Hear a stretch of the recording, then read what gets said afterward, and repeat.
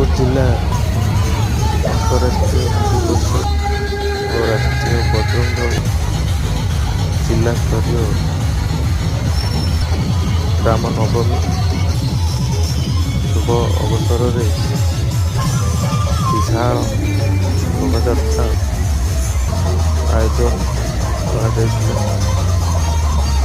ଉକ୍ତ ଶୋଭାଯାତ୍ରାରେ ସମସ୍ତ ପ୍ରଖଣ୍ଡ ଓ ନଗର ସ୍ତରୀୟ କାର୍ଯ୍ୟକର୍ତ୍ତାଙ୍କୁ ନେଇ ଶୋଭାଯାତ୍ରା ସଫଳ ମଧ୍ୟ। ଜୟ ଶ୍ରୀରାମ।